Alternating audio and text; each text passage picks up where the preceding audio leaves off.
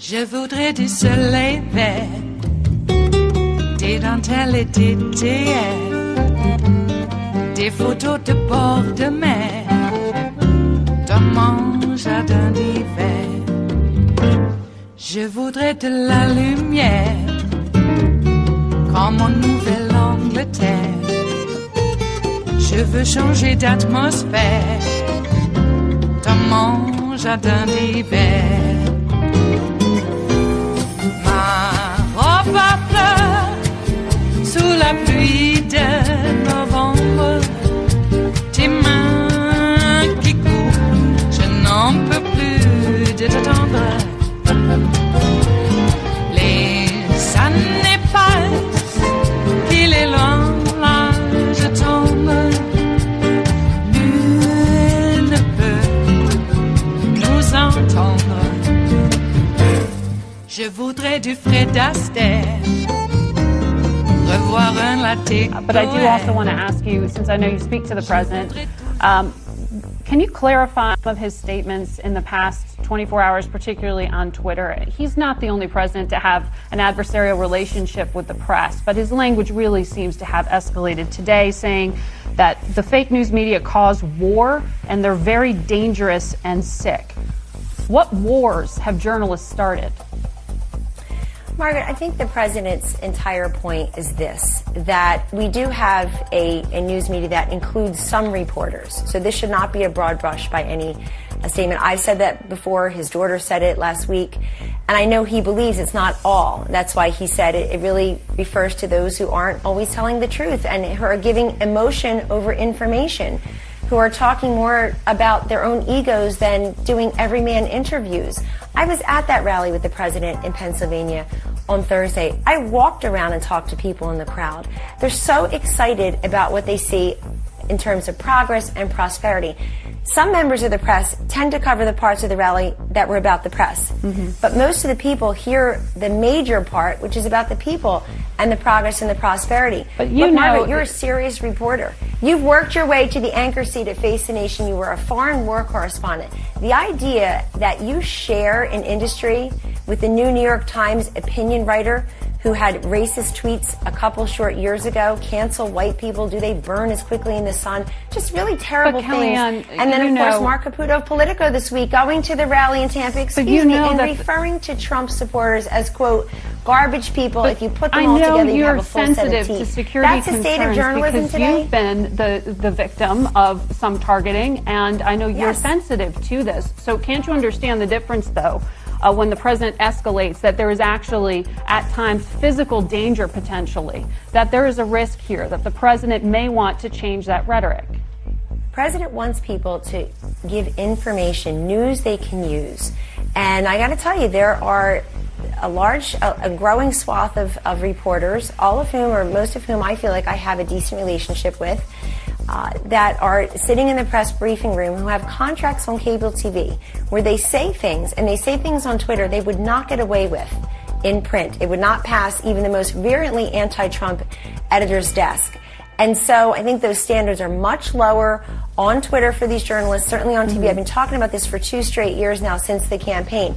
I think the temperature needs to be dialed down overall. And you don't believe that journalists are the enemy of the people? I don't believe journalists are the enemy of people. I think some journalists are an enemy of the relevant. Thank you. And enemy of the news you can use. And I think that most of the sins are sins of omission, not commission, meaning why wouldn't more reporters, Margaret, cover the vice president receiving the remains of our fallen in North Korea? Why less than a minute on one of the major cable stations? It is Monday, the 6th of August of 2018, and you are in West Coast Cookbook and Speakeasy. I am your chef de cuisine, Justice Putnam, and our daily special, of course, is River City Hash Mondays. That's right, folks. We throw it all together because, hey, it was a busy weekend once again, as it always is. Oh, welcome to another week of treason on the Potomac. Wow, these guys are just, and gals, they're pulling out all the stops. And Kellyanne Conway, oh my God.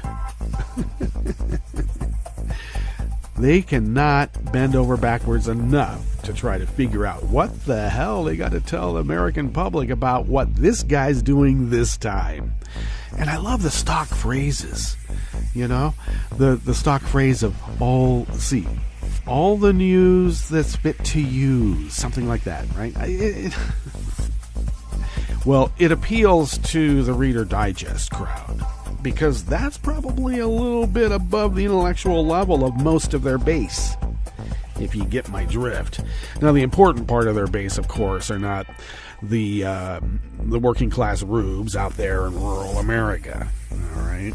I mean, yeah, they're important because they're shock troops and whatnot, but who they really need are the moneyed whites, who in some ways aren't very much more intellectually adept, apparently. They're able to make money. There's that. But those types, they kind of fall for the conspiracy theories, too. We'll talk a little bit about conspiracy theories today.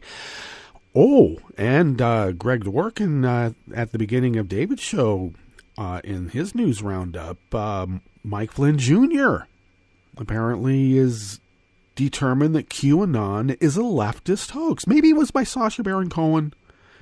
Maybe. I was wondering about that. What if Sacha Baron Cohen is doing the QAnon thing?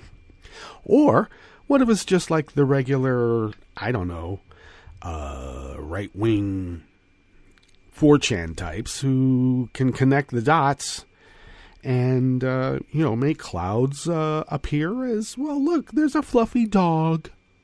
Oh, look, there's Bambi running away from the motorcycles. Oh, no.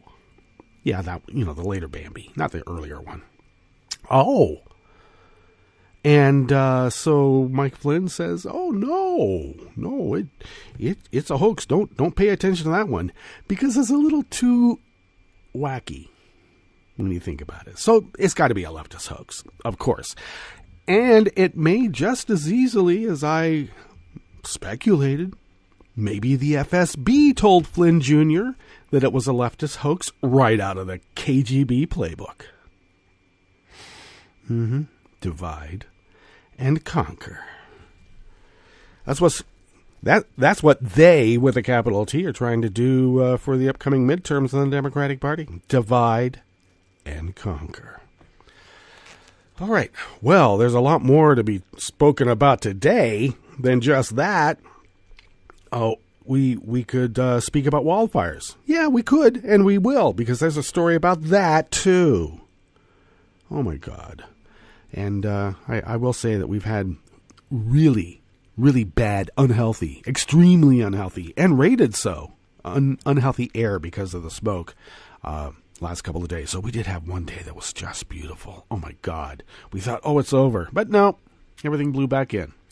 Well, we better get on with what we are going to attend to in the show today, of course. And so on the rest of the menu in the Bistro Cafe, part of West Coast Cookbook and Speakeasy, River City Hash Mondays. Trump keeps bragging about 7 new steel plants. That, it's his economy and his policies. There's 7 new U.S. steel plants being built.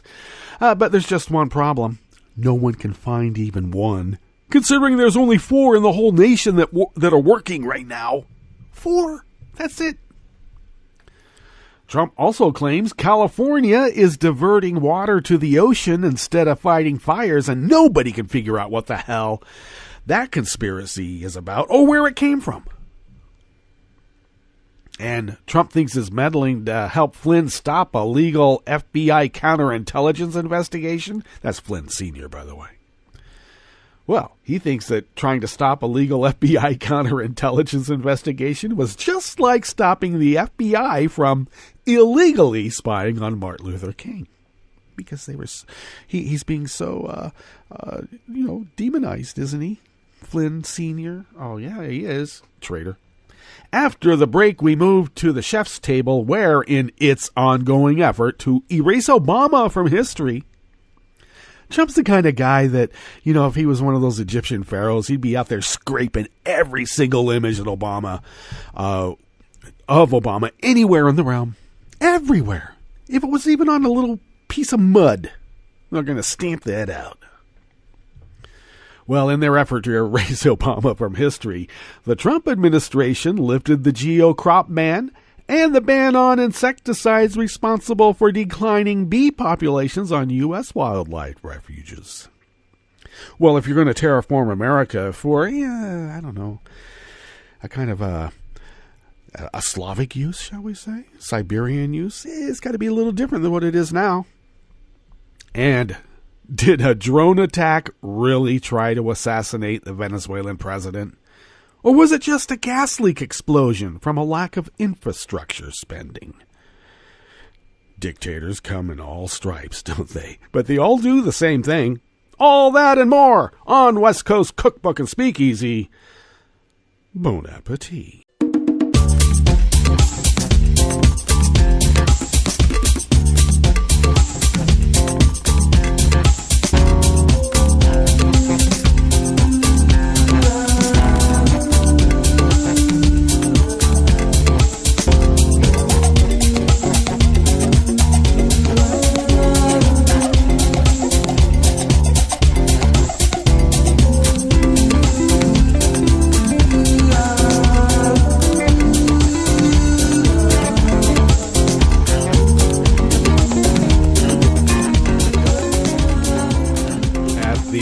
Of our homepage at netrootsradio.com, you will notice the chat room link over there on the rightish of the page. Roaring Girl Kelly Lincoln monitors that, and but she might be resting because she had a long, and she may just be arriving back home in New York from New Orleans at Netroots Nation 18, where she did the good work for Resistance Radio, did a lot of live streaming of panels on the for keynotes and panels. Yes, a lot of live streaming for that on Facebook is what I'm trying to say. And I'm sure that she will get those in pod form, and then we'll probably obviously play them during her at the table. So we always have a Netroots Nation block for a while from interviews and whatnot while the crew is at wherever Netroots Nation is. And this time next year, it will be, or around this time next year, it will be in Philadelphia. That's right. Good thing, too. Okay, so to the leftish of the chat room link are the contribute donate buttons. We are unable to pay our bills without you folks, so thank you very much for your generosity. Those links are going to be changed, so when you see it, there might be a slight name change or something. We're still working on that, but don't be alarmed. We just have to change into accounts, into different accounts, and that's what we're doing. So thank you for your patience on that, but thank you also for your generosity. We have to pay our bills. We have to. We're not like the orange guy who doesn't pay his bills. I mean, what's with it with those people? You can follow Netroots Radio on Twitter at Netroots Radio. You can check us out over on Facebook. We're over there. You can follow me on Twitter at Justice Putnam. Very easy. And I also post the show notes and links diary on Daily Codes about 10 minutes before showtime. And I can be found on Daily Codes as Justice Putnam. How easy is that? You can also follow the show on Twitter at Cookbook West. Okay? Though if you just typed in West Coast Cookbook and Speakeasy at some point, it'll just give you at Cookbook West. It will. We are over there on Twitter. Also, well, not as the Twitter handle, but West Coast Cookbook and Speakeasy, because I did something stupid on the Twitter thing. I don't know what I did. Okay, so yes, do that. You can also find podcasts of the show on iTunes, Stitcher, TuneIn, Spreaker, YouTube, etc., etc., etc. And I'm pretty sure the show won't go the way of an Alex Jones on iTunes. I don't think they're going to. I mean, they may just decide to choose, somebody from the Democratic side and say, oh, that guy's got all sorts of conspiracy theories. And I'm like, okay. I was actually trying to figure out what could be construed as a conspiracy theory. And it could be that Jesus helped the poor, because everybody knows he didn't. Jesus kicked the poor. That's what you're supposed to do. Or that, Jesus was probably against the death penalty, since he was an innocent guy and got killed by government sanction. But according to Robert Jeffress, Jesus would have put the noose around those people's necks themselves and pulled hard before they were even up off the ground. Yeah, the conspiracy theory of help thy neighbor. Do unto others as you would have them do unto you. Love will find a way. Yeah, it's all conspiracy theory, so I don't know. Maybe I will get kicked out of iTunes. I don't know. I hope not. I thought those were truisms, but what do I know? It's just an opinion. Up is down, down is up. Just an opinion. Okay, enough of that. Let's get into this story by Aaron Ruper out of Think Progress about Trump and his steel plant problems. This guy just makes stuff up. If you can't beat him, make stuff up. So on a speech Thursday night at Wilkes Barre, Pennsylvania, he touted 7 new steel plants. He claimed U.S. Steel is opening, the company. But I think in Trump's addled brain, U.S. Steel is, the United States Steel Company, some macro thing in his head that's overarching and not just a company. I don't think. This guy's weird. But if Trump's claim was true, it would be huge news. 7 new steel plants. I got to tell you, I have been touting U.S. Steel. I mean, steel made in America for longer than this show. And, well, let's put it this way. Longer than the internet has ever been in existence. Way before the cell phone, I was touting we need U.S. Steel. Way before the cell phone. I would say way before the 8-track tape and player. Absolutely. Beta, too. Remember the big old beta discs? Way before that. So I'm a proponent of U.S.-made steel because we make the best steel in the world. I'm sorry. Now, yeah, the Japanese make good katana swords and, samurai swords and stuff. It's beautiful. But I'm talking about steel that, doesn't corrode from salt water because, they didn't temper it correctly and let little air pockets get in there. That kind of thing. We don't do that. So the idea of 7 new steel plants, that's astounding news, except there's only 4 working steel plants in all of America. And no one can find where 7 steel plants are being built, even U.S. Steel. Of course, they didn't categorically deny that they aren't doing that and that the president, Trump, was lying. They can't do that because then they'll suffer the wrath of whatever Trump's peak might lead him. They're smart enough to know that. They've seen it happen to others. I don't know. Maybe U.S. Steel has to relocate to China. You never know. So they can't find 7 new steel plants. That would be good. So the number varies from speech to speech. On 27 July, Trump claimed U.S. Steel was going to open up 7 plants. Twice in June, he hyped 6 new ones. Yep, but it's all a fabrication, and we're not talking about steel fabricating. We're talking about lying fabricating. Oh, my God. It's almost like a mold. He puts his plastic understanding of the world, and it comes out in some form that makes sense to him. Oh, look, that cloud is a fluffy dog. Oh, okay. During a roundtable event in Iowa late last month, Trump touted record business for the association healthcare plans he champions as better alternatives to more robust ones mandated by the ACA. He did that despite the fact association plans won't even be available until September. He was talking about the great economic and hard cash money benefits on a program that hasn't even started yet. He was counting the money. He's also touted the imminent unveiling of mysterious healthcare proposals that never end up materializing. Yeah, well, he's Donald Trump. Yeah, I'll pay you tomorrow. Yeah. Well, Trump's baseless boasts put other Republicans in tough spots. Representative Ryan Costello, a Republican of Pennsylvania, was in the unenviable position of having to respond to Trump's claims about new U.S. steel plants. So U.S. Steel, of course, is based in your state. Do you know anything about those 7 plants? Anchor Erica Hill asked him. I don't have any announcements on that front, Costello said. Let's be honest. I do hope we do hear an announcement from U.S.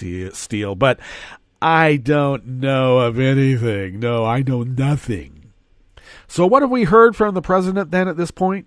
We don't know that that's actually happening, Hill followed up. Yeah, I have no way. I don't know that, Costello said.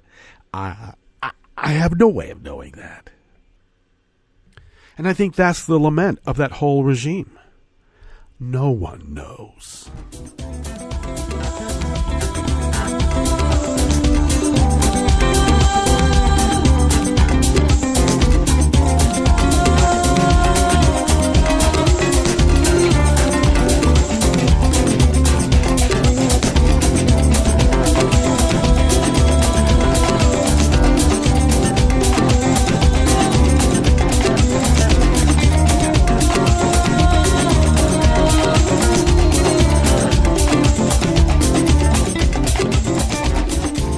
Next up here in the Bistro Cafe, part of West Coast Cookbook and Speakeasy, is an article out of Raw Story by the great Sarah K. Burris. Now, it's really hard trying to keep up and figure out where the hell Donald Trump comes up with these wacko ideas that he comes up with. All right.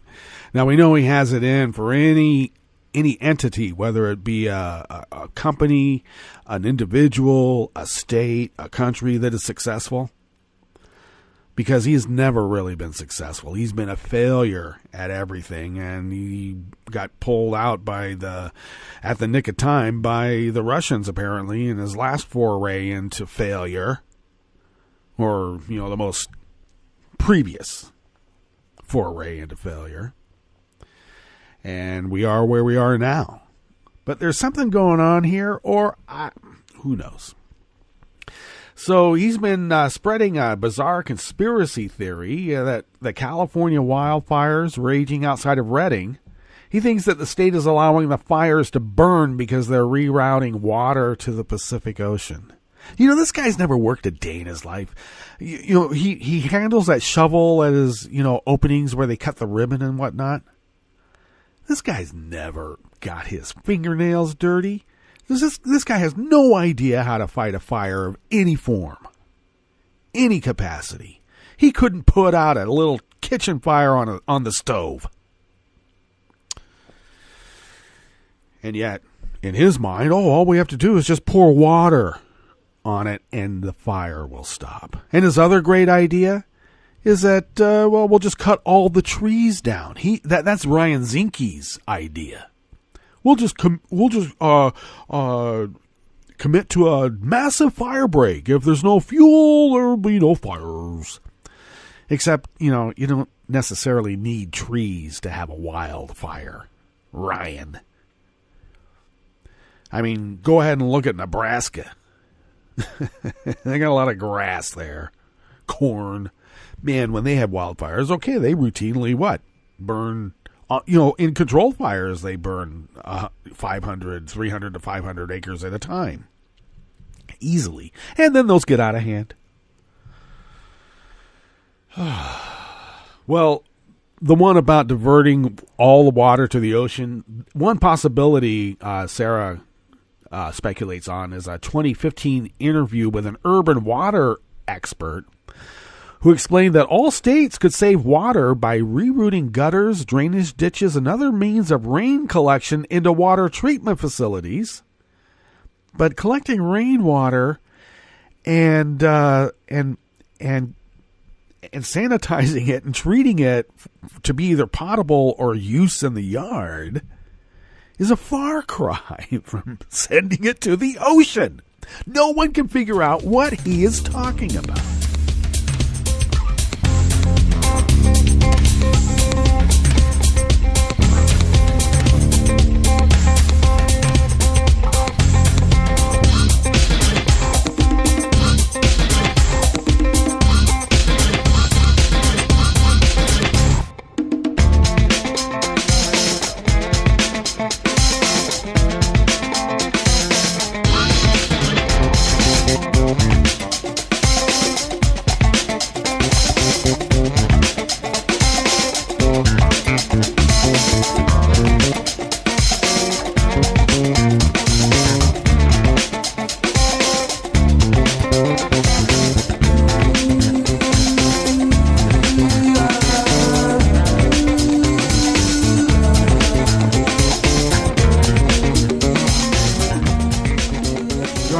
Israel from Think Progress brings us this last offering here at the Bistro Cafe, part of West Coast Cookbook and Speakeasy, River City Hash Mondays. Jay Sekulow. Let's remember where this guy came from. The Family Research Council. He's like a spokesperson, lawyer type of spokesperson for, essentially sham corporations and entities that promote propaganda and, at best, are just grifting for the bucks. Okay? That's where this guy comes from. Well, he was apparently interviewed over the weekend about the Trump investigation, and he compared Trump's apparent attempt to shut down that investigation into his national security advisor with efforts to protect the civil rights movement in the 60s from illegal spying. Flynn was part of a legal counterintelligence investigation. Let's be clear, okay? Because there's a traitor. And it turns out there's a lot more traitors there, and Flynn was brought on board because of his previous contacts while probably working on the sly during the Obama administration. That might have been one of the reasons they let the fucker go. And why did he keep a security clearance? I don't know. Keep him on the hook for a while, see where it might lead.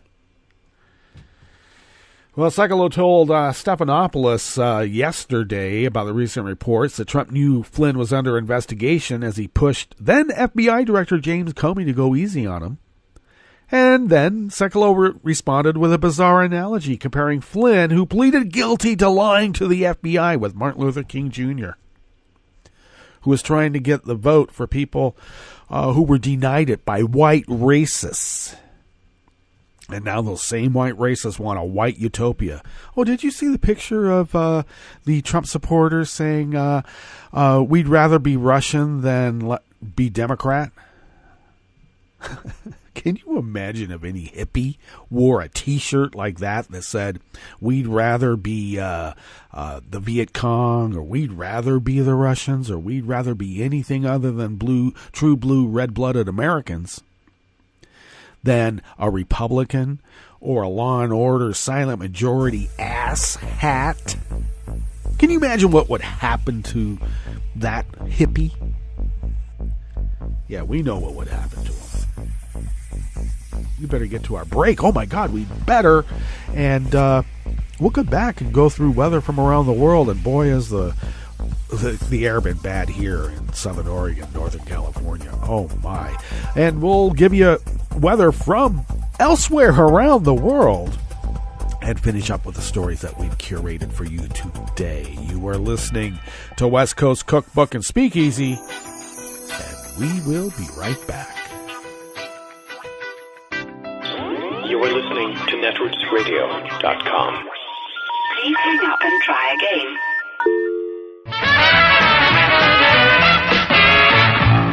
From a point at sea to the circles of your mind, a new force is at work for planetary transformation. New radio for a new Earth.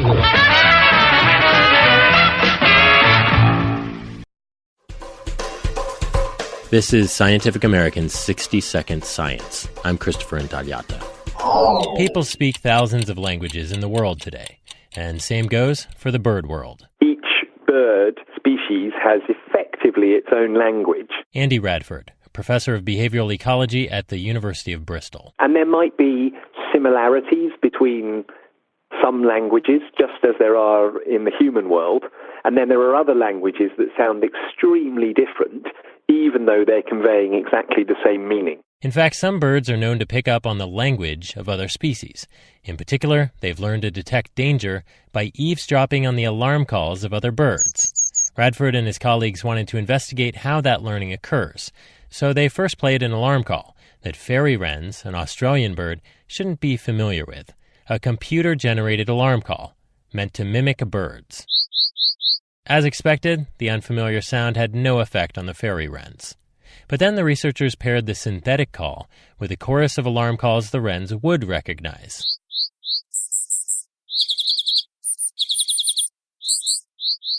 And after the training, the sound of the initially unfamiliar synthetic call alone was enough to send the birds ducking for cover. The results are in the journal Current Biology.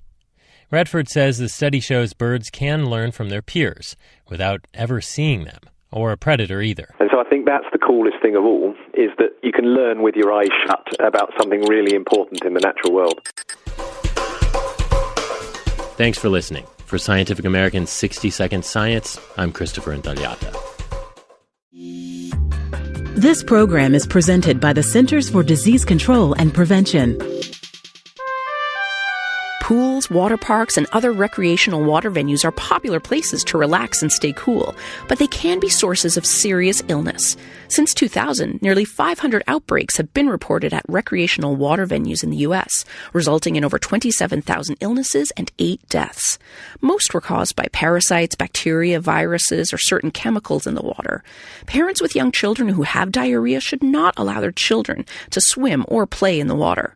In addition, bathers should check the inspection scores of pools and water parks and can conduct mini-inspections using test strips before getting in the water.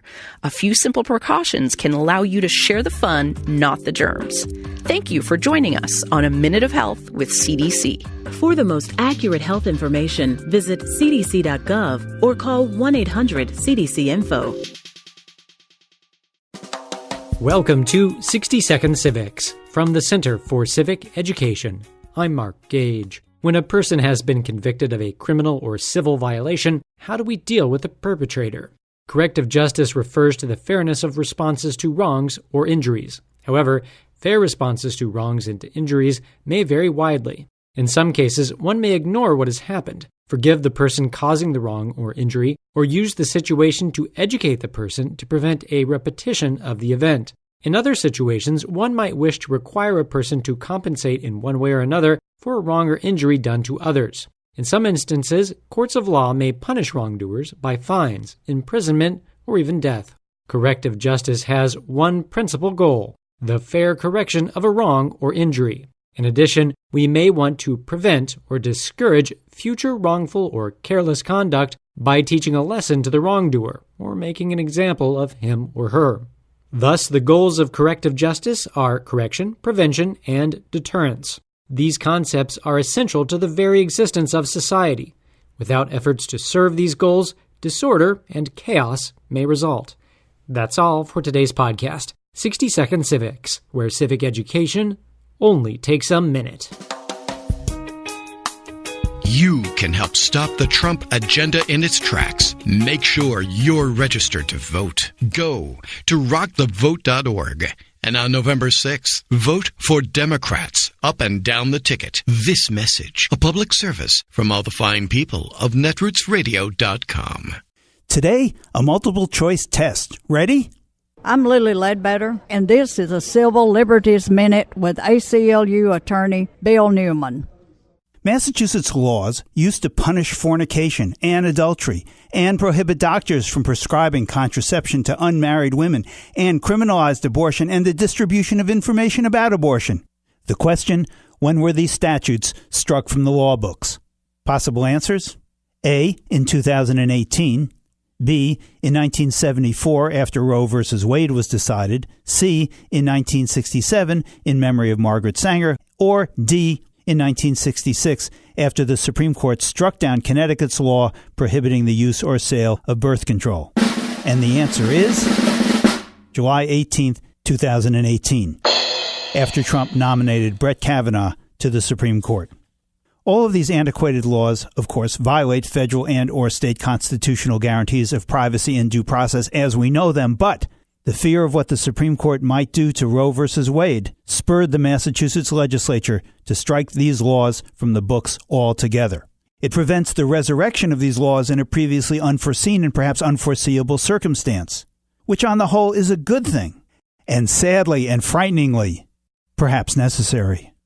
The Civil Liberties Minute is made possible by the ACLU because freedom can't protect itself. I'm Rick Smith, and this is Labor History in 2. On this day in labor history, the year was 1907. That was the day known in the San Francisco labor movement as Bloody Tuesday. In the early 20th century, San Francisco was a city with a strong union movement. In early May, the Carmen's Union called a strike against United Railroads, the company that ran the city's transit system. 1,500 carmen walked off the job, demanding an 8-hour workday and a $3 per day wage. The strike began on a Sunday. The city's transit lines stood silent. The next day, tensions began to mount. The company put up barbed wire around the car barns. Strikers believed this was in preparation to get the streetcars back up and running. Strikers and supporters gathered around the car barns. The day passed with nothing happening. But the next morning, as picketers gathered, 6 cars rolled out of the barns. Hired guns rode with the scab drivers. Angry picketers attempted to stop the streetcars,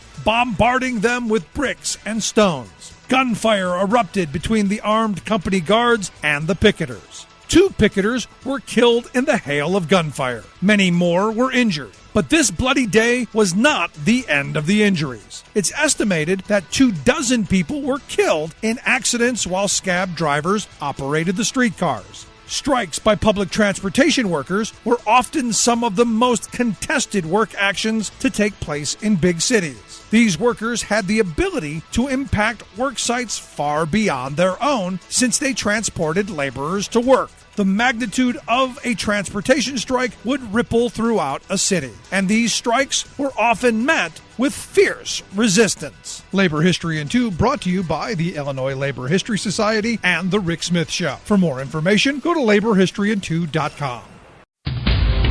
This is Solidarity News on Radio Labor.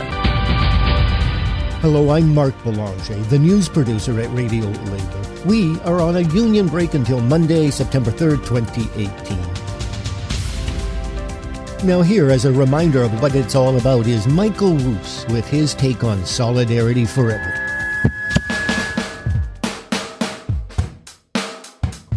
Yo, I've been hearing a lot of trash talk about unions, saying these ain't the friends to be choosing, out for themselves, not for others. You might have heard unions ain't good for your health, brother. Well, let me spit it for you, got something to say. It's because of unions, we got an 8-hour work day. This ain't no commercial break, my friend. Unions are the peeps who brought you the weekend. Probably never think about it, la-di-da-di. Unions fought hard for your right to party.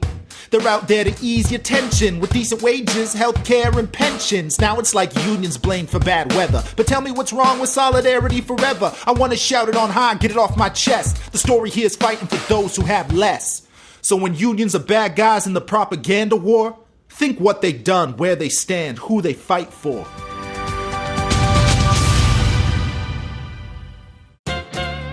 Donald Trump bragged in 2016 that, quote, "I know words. I have the best words." Well, occasionally he does use some very fine words that convey great promise, as in this sentence: "I'm going to fight for every person in this country who believes government should serve the people, not the donors and special interests." Trump also declared he would, quote, "drain the swamp," to rid Washington of those creepy, crawly special interest lobbyists. Excellent words, but they only matter if the speaker actually means them, backing their rhetorical promise with action. As we've seen, though, far from draining the swamp, Trump converted the White House itself into a fetid cesspool of lobbyists, corporate executives, and banksters. His transition team was almost exclusively made up of those swamp critters. His glitzy inaugural celebration was bankrolled by big oil, big coal, big pharma, and other bigs that attached their legislative and regulatory demands to the checks they donated. Most of his top officials come straight out of Wall Street and corporate suites, turning Trump's government into a sump pump that is routinely funneling billions of dollars and special regulatory favors to the moneyed elite. When asked why he put Wall Street hucksters in charge of economic policy, he offered this scramble of words that inadvertently revealed his true plutocratic soul. I love all people, rich or poor, but in these positions, I just don't want a poor person.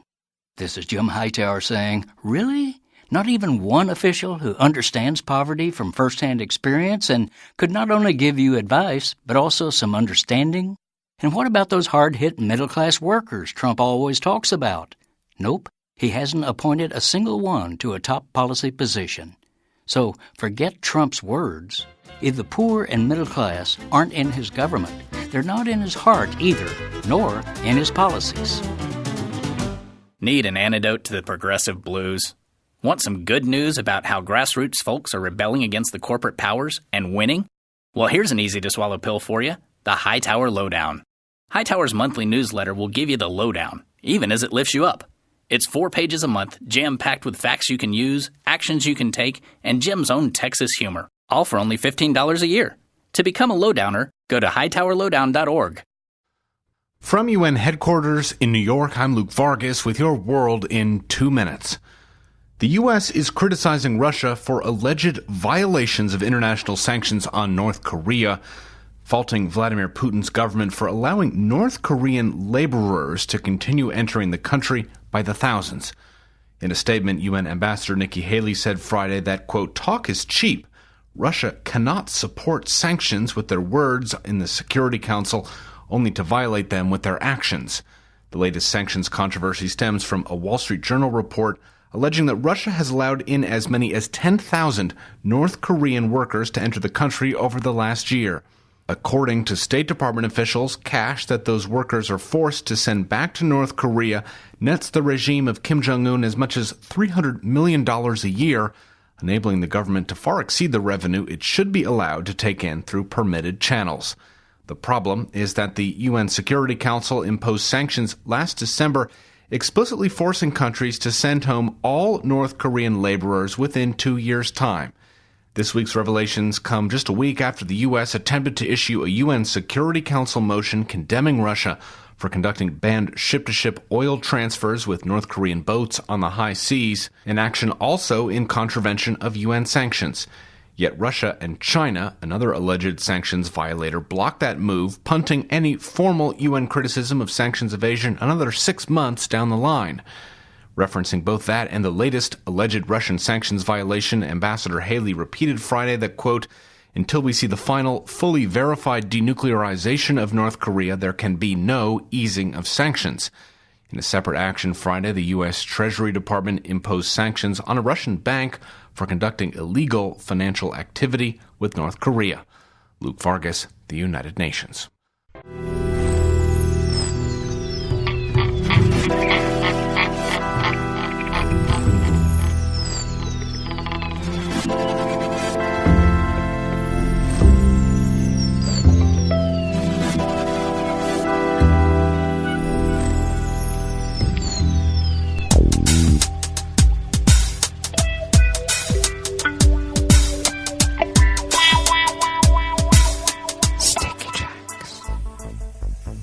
Thank you for accompanying us here to the Chef's Table on West Coast Cookbook of Speakeasy River City Hash Mondays. All right, we always begin weather from around the world along the banks of the Rogue River in the Rogue River Valley of Southern Oregon on the west coast of the continental United States of America, where it is currently 57 degrees. It will be a tad warmer than yesterday. We'll be in the mid to upper 90s. Air quality alert is still in effect, and we're in a very unhealthy status. I'll get to that in just a moment. Looks like partly cloudy. Right now, winds are out of the west-southwest about 1 to 2 miles per hour. Will pick up as they usually do to 5 to 10 miles per hour in a few hours from now. But it will have shifted out of the northwest. Tonight, it will then shift out of the northwest at its regular clip of 5 to 10 miles per hour. We will have a low of 65, mid to upper 60s overnight, with a small chance of possibility of rain. And yes, we need anything to clear the air. Please, whatever is on high, we appeal to you. What else? Let's see here. Why did I take my cursor off of that? Now I'm back on it. Okay, dry conditions will continue, except hopefully we'll have a tad of rain. Grass pollen is high. That air quality index, as I mentioned earlier, is in the unhealthy range at 194 parts per million. It was in the very unhealthy range much earlier in the morning. It was almost 300 parts per million. That's killing you. Daytime UV index is very high, but down at 8, and that's because visibility is down to 4 miles. Because of air mist cloud types, a low ceiling, and a lot of smoke. High pressure does dominate. It is, it says it's rising at 30.01 inches. Humidity is at 78%. All right. Weather from around the world is brought to you by people's personal weather stations that they purchased. These people planted. These purchased personal weather stations somewhere on their property. And these people positively live around the world. London is 88 degrees and sunny. Paris is 92 and sunny with a heat advisory, and that may impact infrastructure. Rome is 89 degrees with showers in the vicinity with a thunderstorm and flash flood advisory. Thunderstorms may knock out critical infrastructure. The flash floods may follow or proceed, depending. Kiev is 82 and fair. Kabul is 85 and fair. Hong Kong is 81 and partly cloudy. Tokyo is 77 and cloudy with a lightning and thunderstorm advisory there as well. Sydney, Australia is 56 degrees and clear. San Francisco, California is 52 degrees and partly cloudy with a air quality advisory of their own because of rain. Because of smoke. They wish they had rain. And New York is 84 degrees Fahrenheit. A heat advisory there in the Big Apple. Welcome home, Kelly. You went from muggy New Orleans, probably, to New York, which is pretty hot. I call it baked Big Apple. All right, and that is weather from around the world, brought to you by people's personal weather stations that they purchased. These people planted. These purchased personal weather stations somewhere on their property, and these people positively live around the world.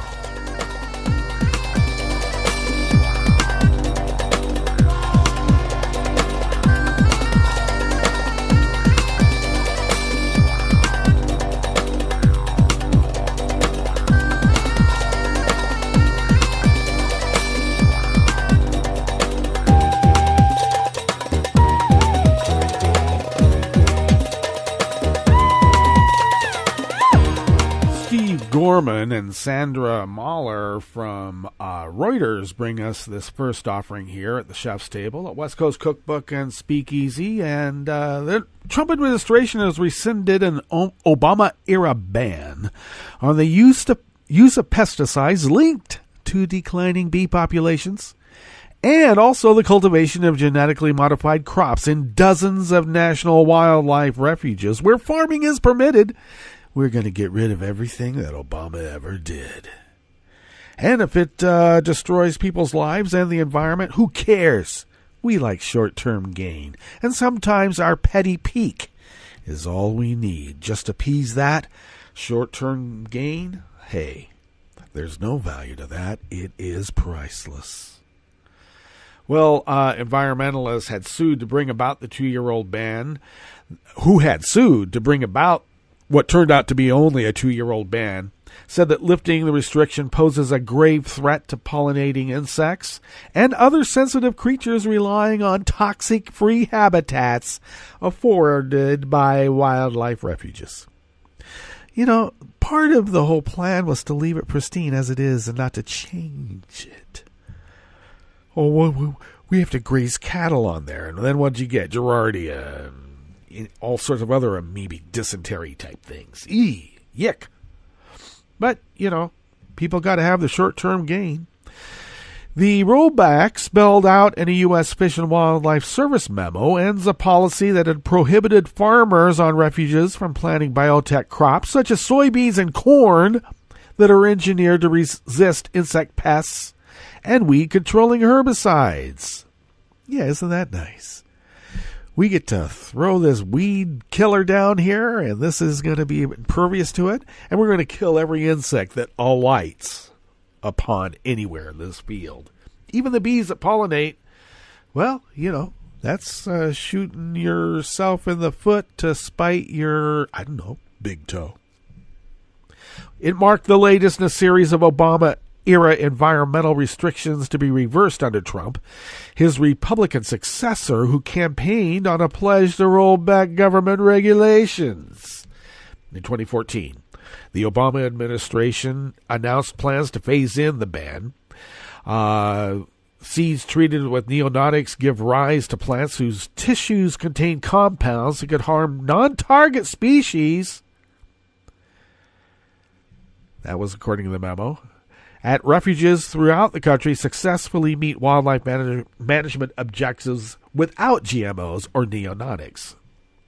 Those pesticides we mentioned.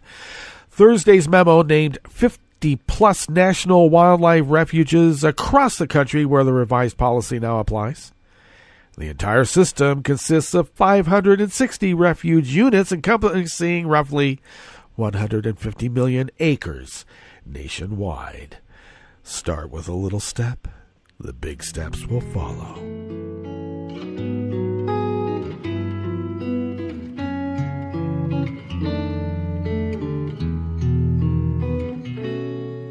Je te donne ce mon amour pour la vie entière.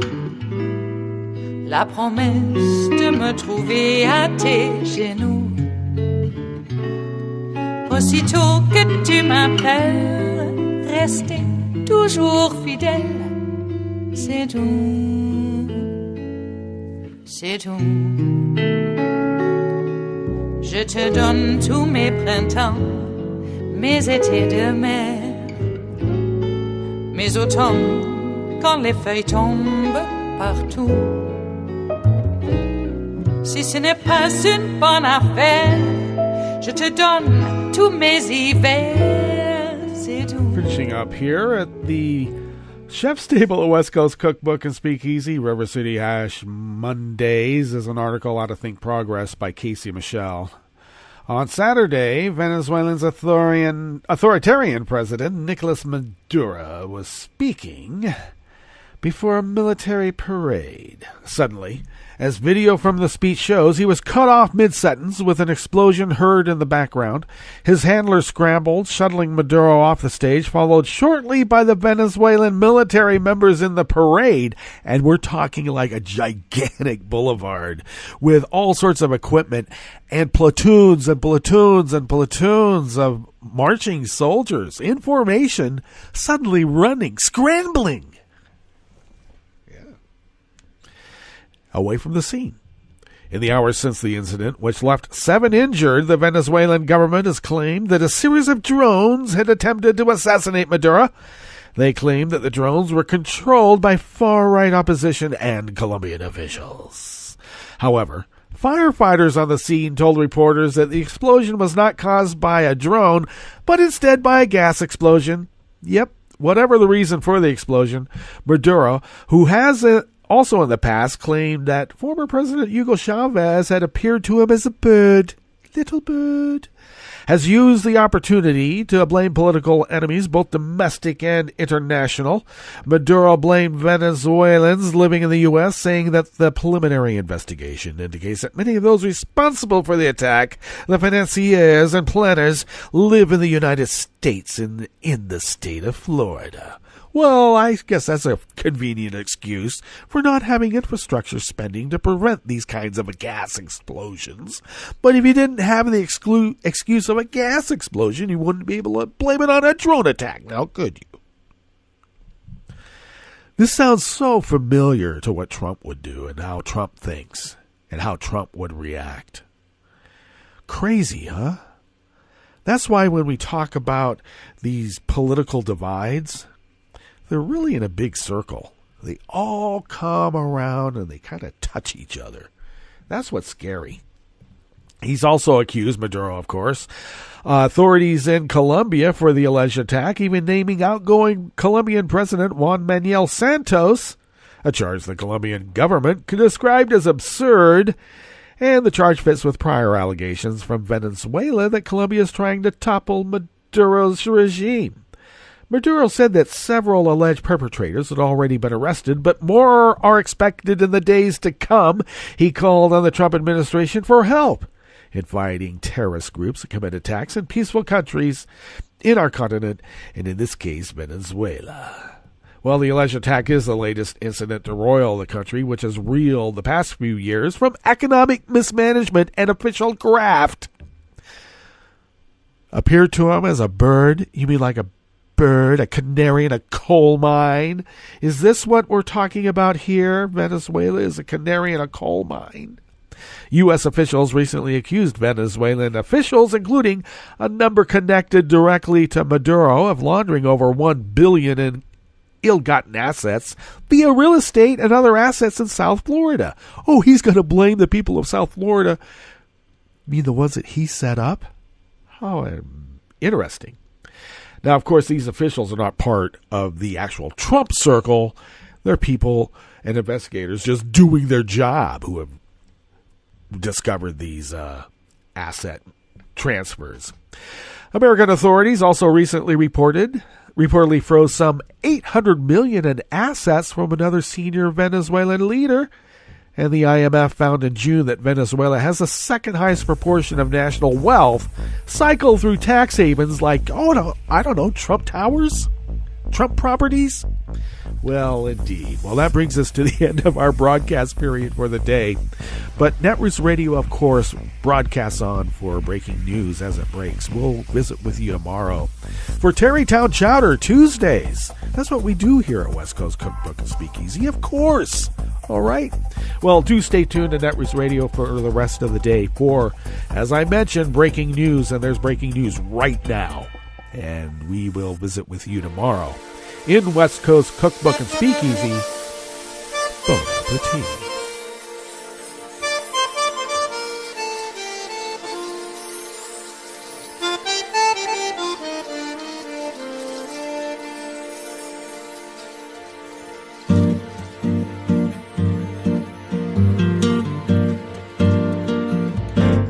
Je voudrais du soleil vert, des dentelles et des théières, des photos de bord de mer, dans mon jardin d'hiver.